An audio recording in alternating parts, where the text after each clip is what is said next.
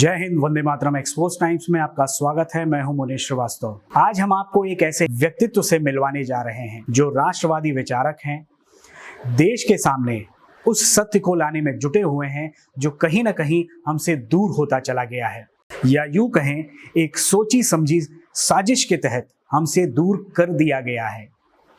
हम बात कर रहे हैं पुष्पेंद्र कुलश्रेष्ठ की, जिन्होंने एक्सपोज टाइम्स के साथ एक खास बातचीत की। तो बने रहिए आप अपने एक्सपोज टाइम्स के साथ, हमारे चैनल को सब्सक्राइब कीजिए। अगर आपको हमारा ये प्रयास पसंद आए तो ज़्यादा से ज़्यादा लोगों तक पहुंचाइए। तो आइए मिलते हैं पुष्पेंद्र जी से। सर, आपका बहुत बहुत स्वागत है एक्सपोज टाइम्स में। सर, आपने मीडिया की बात की, पत्रकारिता की बात की, और आप पत्रकारिता में काफ़ी लंबा आपका समय गुजरा है। आपका अनुभव और आज की पत्रकारिता, इसको आप कैसे देखते हैं? जो कुछ मीडिया की तरफ से नैरेटिव ऐसे गढ़े जाते थे, आज गोदी मीडिया का आरोप लगता है कि एक विंग पे चल रही है, किसी एक ही ढर्रे पे चल रही है, न्यूट्रल नहीं है।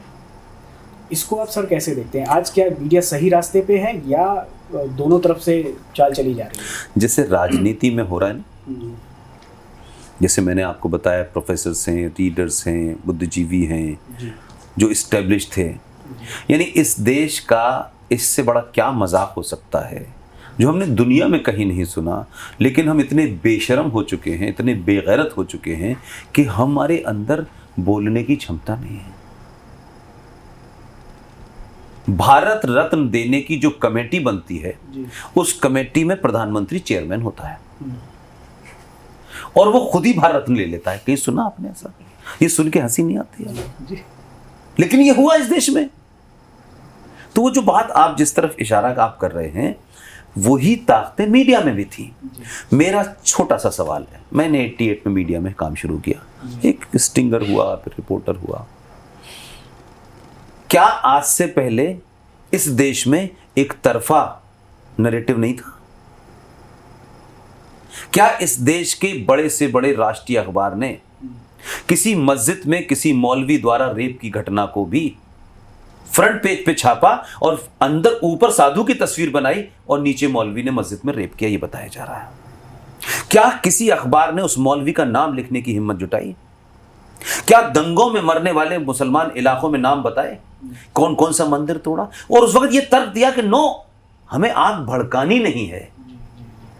तो भाई साहब, 70 सालों में आपने जो मीडिया तैयार किया था, वो बीबीसी क्या कर रहा था, वो टाइम्स ऑफ इंडिया क्या कर रहा था, वही क्या कर रहे थे भाई?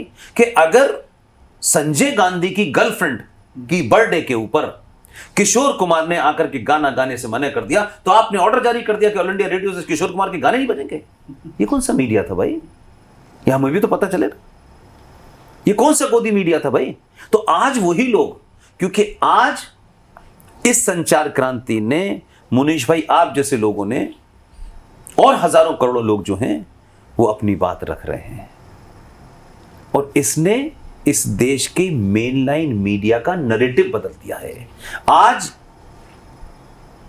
टेलीविजन के ऑफिस में शाम का प्राइम टाइम शो 9 बजे वाला क्या होगा, ये सोशल मीडिया तय कर रहा है। क्योंकि उनको पता है कि अब लोग एक दूसरे आए हैं जो हमें देखते हैं और सही बात देखना चाहते हैं, और वो नहीं तो टीवी बंद करके आगे निकल जाते हैं। तो ये जो 100 करोड़ थे सनातनी, इनकी बात तो कोई कह ही नहीं रहा था। आज आपकी बात इसलिए कह रहे हैं कि आपके देखने से वो टेलीविजन चलता है। इसलिए अंग्रेजी का टेलीविजन कहता है राष्ट्रवाद सर्वोपरि है। ये आपकी ताकत ने बदला है।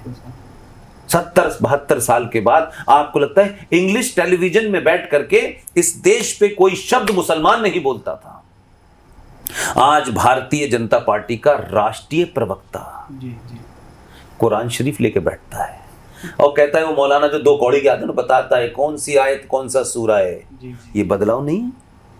लोगों को लग रहा है अरे हमने तो इतना डराया था कि तो मुसलमान नहीं, ये तो मोहम्मद साहब के बारे में पूछ रहे हैं, ये तो आयशा के बारे में पूछ रहे हैं, ये तो खतीजा के बारे में पूछ रहे हैं, ये तो उमर के बारे में पूछ रहे हैं, हसन के बारे में, हुसैन के बारे में पूछ रहे हैं, ये फातिमा बीवी के बारे में पूछ रहे हैं। ये बात अगर पता चल गई तो ये तो हमने छुपाई थी। हमने हर किस्म का इतिहास पढ़ाया, लेकिन जंगे बद्र नहीं पढ़ाई ना।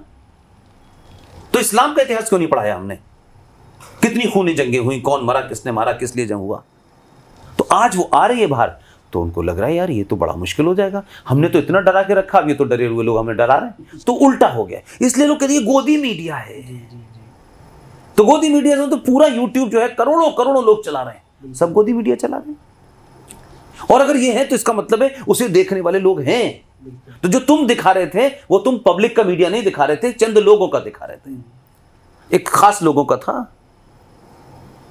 अखबार नहीं बिक रहा था तो आपने एक नई पॉलिसी निकाली कि अखबार के फ्रंट पेज पर सेमी न्यूड एक तस्वीर जरूर होगी, जो अंदर के पन्नों पे कहीं एक छोटी सी कहानी होगी। जी जी जी। तो ये अखबार बेचने के लिए कपड़े उतार करके महिला को छापना जरूरी था क्या? अगर आपके तथ्यों में इतनी मजबूती थी तो फिर आप छापते, लोग खरीदते, पढ़ते। तो आज यही तो हो रहा है ना। लेकिन आज पलट गया, इसलिए अंग्रेजी मीडिया की भाषा बदल गई, हिंदी मीडिया की भाषा बदल गई, और यह समझ में आ गया आम जन को कि हम देखते हैं इसलिए इनकी दुकान चलती है, इसलिए हमने अगर बंद कर दिया तो फिर टीआरपी कहीं और चली जाएगी और मालिक निकाल देगा। इसलिए मालिक जो बिजनेस चला रहे थे उन्होंने कहा भाई साहब शाम को गल्ले में कितने पैसे आए, ज्ञान मत भगारो एडिटर साहब, ये बताओ कि पैसे आए कि नहीं आए। तो वो ये नहीं बताएंगे कि कौन सा दुनिया में ऐसा आदमी है जो पत्रकारिता करे और भारत सरकार का पुरस्कार ले। ये कितनों ने पद्मश्री लिया, ये तो सरकार का पुरस्कार है ना। तो सरकार आपके काम को कब से आंकने लगी? तो सरकार अपने काम को आंकेगी तो होगा ना ये आदमी ने हमारे लिए क्या किया। तो कितनों को पद्मश्री मिला है, जरा गिन के बता दीजिए। और वो आज क्या कर रहे हैं? जो लोग इस देश में पत्रकार होते हुए कैबिनेट के अंदर मंत्री तय कराते हो, चीफ सेक्रेटरी तय कराते हो, गवर्नर तय कराते हो, और चैनल में काम करने के बाद प्राइम मिनिस्टर के एडवाइजर भी बन जाते हो, भाई साहब ऐसी पत्रकारिता तो बड़ी मजे की है। अब न तो एडवाइजर बन रहे, अब न चीफ सेक्रेटरी बन रहे, अब न ट्रांसफर हो रहा, तो कह रहे अरे यार ये तो बहुत खराब है यार, ये गोदी मीडिया है यार। This is the problem sir. तो इट विल टेक टाइम। मुझे लगता है कि वर्तमान जो जिनके हाथों में कमान है राष्ट्र की, देश की, उसको आप कैसे देखते हैं? वो सही हाथों में है या कुछ खतरनाक हाथों में है, क्या है? देखिए इसमें दो बातें हैं। मैंने फिर कहा कि सरकार की कुछ पॉलिसीज हैं जो बनती बिगड़ रही हैं। कभी जीएसटी आएगा, कभी बढ़ जाएगा, कभी घट जाएगा। ये हमेशा समय के हिसाब से बढ़, ये कोई परमानेंट चीज नहीं है कि ये ऐसा ही रहेगा, कोई चीज ऐसी नहीं है। हजारों चीजें बदली, कभी बैंकों का नेशनलाइजेशन हुआ, अब बैंकों को बेचा जा रहा है, वो समय की मांग होती है, उस पर मैं नहीं कह सकता। लेकिन मैं ये मानता हूं सरकार के बारे में हमारे यहाँ हर आदमी टिप्पणी कर देता है, हर आदमी। और सबसे आसान काम है टिप्पणी कर देना, इसमें पैसे नहीं लगते हैं। लेकिन आप अगर सत्ता के आसपास रहे हो, जैसे हम 20-25 साल मीडिया में रहे, तो बहुत सारी चीजों को ये लगा यार ये हम जो बाहर से समझते हैं ये ऐसा होता नहीं अंदर। कौन कौन सी चीजें कहाँ कहाँ रोकती हैं, किस तरह रोकती हैं। इसलिए मैं इस सरकार के सिर्फ 2 लोगों से प्रभावित हूं, बाकी 90% कांग्रेस की कार्बन कॉपी है, उनके एजेंडे वही है। इन 2 लोगों के दबाव में, क्योंकि सरकार एक आदमी के नाम से आई है, किसी आरटी पार्टी के नाम से नहीं आई है। वो आदमी नहीं होता तो ये पार्टी सत्ता में नहीं होती। ये एक फूल 2 माली थे 1984 में। लेकिन उन 2 लोगों ने जो 2-3 काम किए हैं वो इसलिए बड़े लगते हैं कि जहां कुछ भी नहीं हो रहा था, जहां हर दिन देश को बेचने की कोशिश की जा रही थी, इस देश की जमीन को आपने वक्फ प्रॉपर्टी एक्ट 2013 के नाम से मुसलमानों से कहा है ये तुम्हारी है, तुम्हें कोई इसका हिसाब किताब कागज नहीं देना है, और हिंदुओं से कहा है कि तुम्हारी जमीन ले ले तो तुम्हें कोर्ट जाने का अधिकार नहीं है। ऐसे दौर में, ऐसे समय में, इस स्थिति में अगर किसी ने धारा 370 हटाई, तो धारा 370 और 35 ये हटाना कुछ लोग समझते हैं धारा हटी है। जिस दिन से ये हटी है, जो गज़वाए हिंद, जो इस्लाम की फिलॉसफी में ये है कि जब तक हिंद की धरती के कोने कोने तक इस्लाम का परचम न फैल जाए तब तक ये युद्ध जारी रहेगा। हम स्पेन चले गए, हम यहां चले गए, लेकिन भारत में नहीं फैल पाया। उस गज़वाए हिंद का जो रास्ता था वो जम्मू था।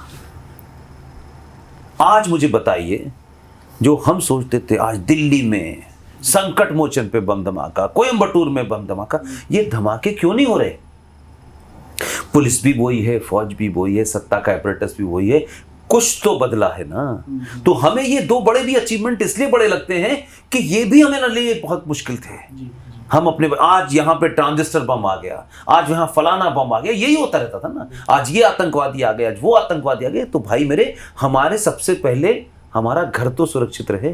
तो हम उसी अचीवमेंट को बहुत बड़ा समझते हैं। और इसलिए भी समझना चाहिए कि इन विकट स्थितियों में जब अंतर्राष्ट्रीय हालात ऐसे हों, आपके देश के अंदर करोड़ों गद्दार बैठे हों, आपके देश के अंदर बहुत सारे ऐसे लोग बैठे हों जो कई तरीके से, चाहे वो फाइनेंस हो, चाहे वो एंटरटेनमेंट हो, चाहे वो एजुकेशन हो, वो खुले आम नंगा नाच कर रहे हैं। आपको उनसे लड़ना भी है। उन पे बहुत सारे काम वैसे नहीं करने जो चाइना कर देता है।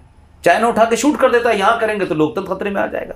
यहां जो लोग हत्याएं कर रहे हैं वो कहते हैं हमें डर लग रहा है, उनको भी सुनना है। और यहाँ 55-56 मुल्क हैं देश के, उनको भी साधना है, वेस्ट को भी साधना है, और अंतर्राष्ट्रीय मामलात को भी साधना है। और बदलती हुई दुनिया में भारत के तमाम लोगों को 2 रुपए किलो चावल भी चाहिए, और बिजली भी फ्री चाहिए, और राष्ट्रवाद भी चाहिए, और भारत माता की जय भी चाहिए। और मोदी बम गिरा दे पाकिस्तान में, ये भी चाहिए। और बम वो समझते हैं जैसे कोई दिवाली का बम है। एक बम बनाने में कितने पैसे लगते हैं ये पता नहीं। तो हमारी इच्छाएं बहुत हैं, हमारी एक्सपेक्टेशन बहुत हैं, लेकिन ये शुरुआत के 2 असर इसके मैं देखता हूं कि ये 2 काम, राम मंदिर वाला और ये, और जो तीसरा बड़ा देखता हूं,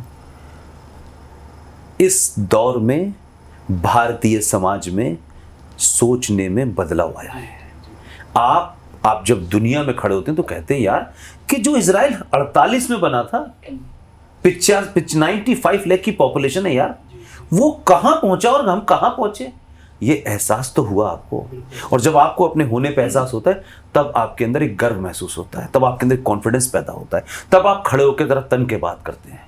अगर आप खराब कपड़े पहने हो तो आप घर से बाहर निकलते में शर्माते हैं। आप अच्छे कपड़े पहने हो, आपको थोड़ी बहुत नॉलेज हो, तो आपको किसी से भी भिड़ जाने में डर नहीं लगता है। आज मोदी किसी से भी भिड़ जाता है।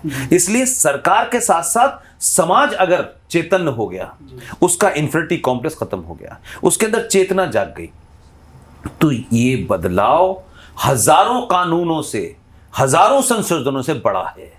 क्योंकि ये चेतना जगाना बहुत बड़ा काम है। ये किसी कानून से, किसी धारा के हटने से नहीं होगी। आपको कॉन्फिडेंस पहली बार हुआ कि हम भी हैं।